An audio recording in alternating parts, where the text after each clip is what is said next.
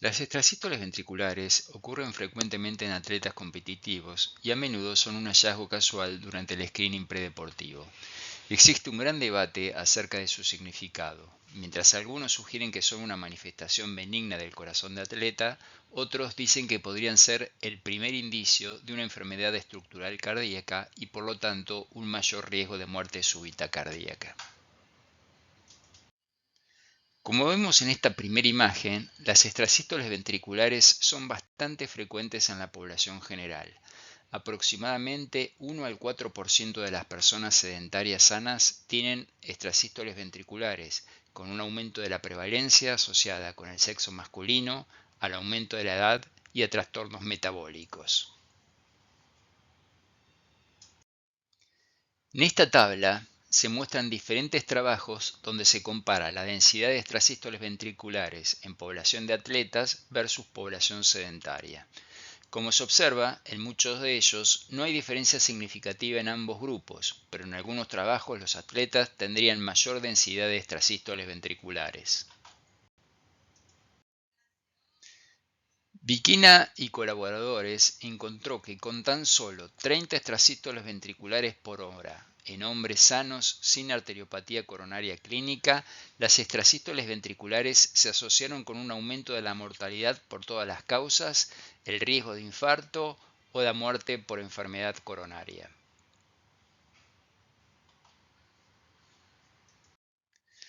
Si bien las extrasístoles ventriculares pueden ser benignas, pueden ser indicador de cardiopatía.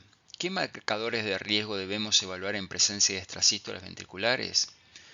En primer lugar, las extrasístoles ventriculares unifocales tienen una morfología única repetitiva y son la variante más común de extrasístoles ventriculares encontradas en los atletas. Estas extrasístoles ventriculares ocurren con mayor frecuencia durante periodos de bradicardia. Generalmente disminuyen en frecuencia o desaparecen por completo tanto durante el ejercicio como durante el desentrenamiento prolongado, y rara vez se asocian con enfermedad cardiovascular clínicamente relevante. Las extrasístoles ventriculares múltiples de dos o más morfologías son poco frecuentes y están presentes en el 1 al 2%, mientras que las extrasístoles ventriculares polimórficas están solo en el 0,1% de los electrocardiogramas de los atletas. La morfología de las extrasístoles ventriculares en un electrocardiograma pueden proporcionar información importante sobre la probabilidad de cardiopatía estructural y eléctrica subyacente.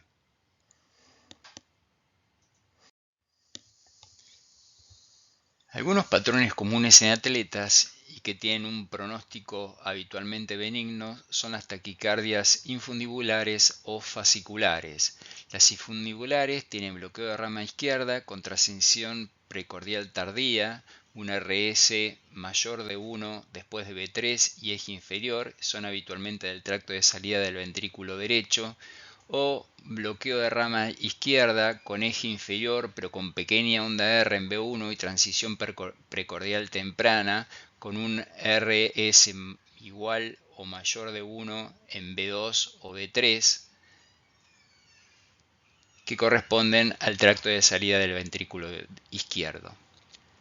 Dentro de las fasciculares tenemos los bloqueos de rama derecha típico con eje superior y QRS menor de 130 que corresponde al fascículo posterior de la rama izquierda, o bloqueo de rama derecha, típico con un eje inferior y QRS menor de 130 que corresponden al fascículo anterior de la rama izquierda. Como patrones poco comunes y que pueden estar asociados a enfermedad cardíaca, tenemos imágenes de bloqueo de rama derecha o de bloqueo de rama izquierda con eje superior o indeterminado que podrían corresponder a la zona de los anillos para el libre del ventrículo derecho o septum interventricular.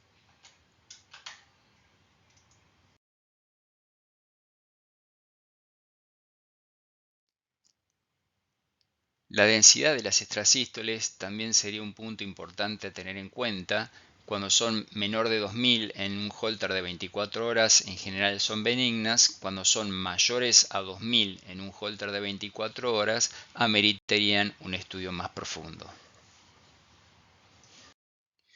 En este estudio se evaluó en forma prospectiva la relevancia de las extrasístoles ventriculares en un Holter de 24 horas. Se evaluaron 355 atletas con palpitaciones o la presencia de más de 3 extrasístoles ventriculares en el electrocardiograma. Se los dividió entre grupos. Los atletas del grupo A fueron excluidos de la competencia.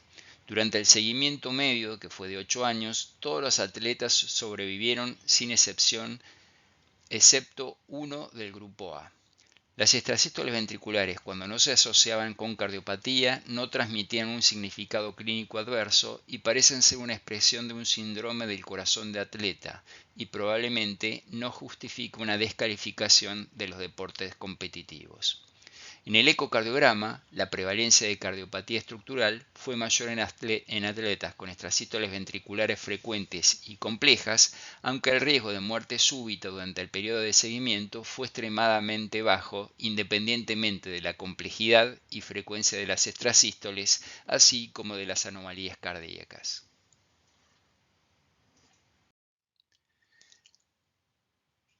La prueba de esfuerzo es parte de la evaluación de primera línea de los atletas con extrasístoles ventriculares y permite evaluar el comportamiento de las extrasístoles con aumento de la carga de trabajo y otros hallazgos anormales sugestivos de una enfermedad cardíaca subyacente, como cambios en el segmento ST, respuesta normal de la presión o una alteración de la capacidad del ejercicio. La prueba de esfuerzo en el atleta no debe detenerse al 85% de la frecuencia cardíaca máxima teórica, sino que debería continuar hasta el agotamiento para aumentar la sensibilidad del estudio. Si desaparece con el esfuerzo, en general son de buen pronóstico. En cambio, si son inducidas por el ejercicio o durante la recuperación, podrían indicar un mal pronóstico. En general, un aumento de extrasístoles durante el ejercicio incrementa la sensibilidad para encontrar alguna cardiopatía arrítmica. Otro de los factores a evaluar es el intervalo de acople corto. Y esto es debido al mayor riesgo que pueden presentar del fenómeno R sobre T. Atletas con extrasístoles ventriculares con acoplamiento corto, particularmente cuando se asocia con un patrón de electrocardiograma de repolarización precoz inferolateral con un empastamiento prominente de la porción terminal del QRS, tendrían mayor riesgo. La primera imagen, tenemos un intervalo de acople normal en un patrón común infundibular del extrasístole ventricular. En la segunda imagen vemos extrasístoles ventriculares con un acoplamiento corto, empastamiento terminal del QRS en las derivaciones inferolaterales en un deportista que presentó fibrilación ventricular idiopática. Otro factor muy importante a considerar en los atletas es la edad. Atletas menores de 35 años con extrasístoles ventriculares frecuentes o complejas tienen mayor riesgo de sufrir enfermedad cardiovascular como miocardiopatías familiares, como la miocardiopatía hipertrófica, la miocardiopatía ritmogénica, la no compactación ventricular izquierda, anomalías congénitas de la arteria coronaria u otras formas cardiopatía congénita, miocarditis, enfermedades valvulares o canalopatías iónicas. Los pacientes de más de 35 años, lo que uno debería descartar es la coronariopatía. En este estudio epidemiológico vemos la prevalencia de enfermedad coronaria en personas con y sin extrasístoles ventriculares y vemos cómo a mayor edad y mayor número de extrasístoles ventriculares aumenta la enfermedad coronaria. En esta tabla vemos nuevamente cómo los pacientes con enfermedad coronaria tuvieron mayor porcentaje de extrasístoles ventriculares y de muerte súbita que los pacientes sin extrasístoles ventriculares. Otros parámetros a considerar son hallazgos clínicos como síntomas, historia familiar de muerte súbita o cardiomiopatía, otras anormalidades en el electrocardiograma o imágenes anormales. En este gráfico vemos diferentes patrones del electrocardiograma que se asocian de forma independiente con la enfermedad cardiovascular, incluida depresión del segmento ST, inversión de la onda T característica de displasia o de miocardiopatía hipertrófica, ondas Q patológicas, QT corto o QT largo, patrones de tipo Brugada, preexcitación ventricular, que deberían aumentar la sospecha clínica de enfermedad subyacente. ¿Cómo deberíamos evaluar entonces a los atletas con extrasístoles ventriculares? Evaluar el patrón en el electro que se asocia a enfermedad cardiovascular estructural o arrítmica. La historia clínica completa, consumo de alcohol excesivo, drogas ilícitas o estimulantes, medicamentos recetados, por ejemplo broncodilatadores, en mujeres atletas niveles fluctuantes de estrógenos durante el ciclo menstrual, píldora anticonceptiva, procesos que constituyen el desequilibrio hidroelectrolítico como ansiedad, niveles elevados de adrenalina, anomalía intrínseca como hipertiroidismo, anemia, enfermedad viral, identificar cualquier síntoma que el atleta no mencione de manera espontánea como palpitaciones, mareos, síncope, dolor torácico, disnea, fatiga, etc. Recolectar también antecedentes familiares de muerte súbita, síncope o enfermedad cardíaca conocida. Pruebas básicas de laboratorio, incluido la función tiroidea. Holter, para ver la frecuencia de las extrasístoles ventriculares y el origen, si son monofocales o polifocales. La ergometría, para evaluar inducibilidad de isquemia, respuesta de las extrasístoles ventriculares a los diferentes grados de ejercicio. Test avanzados ya incluyen la resonancia magnética cardíaca o el cateterismo.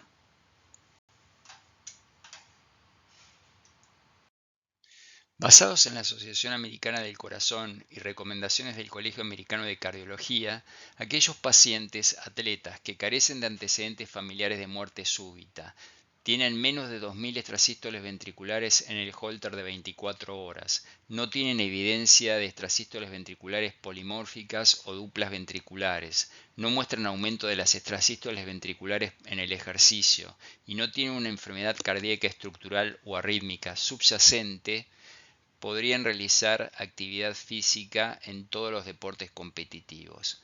Atletas que no logran cumplir cada uno de estos criterios deben relegarse un periodo de desentrenamiento de 3 a 6 meses, después del cual pueden retomar el ejercicio dependiendo de que exista una disminución de la frecuencia de las extrasístoles ventriculares y la resolución de los síntomas. Y aquí vemos en esta guía del 2020 que en atletas con más de 2 extrasístoles ventriculares en el electrobasal o más de una en atletas de alta resistencia se recomienda una evaluación exhaustiva incluyendo la historia clínica familiar para descartar cardiopatía estructural o arritmogénica.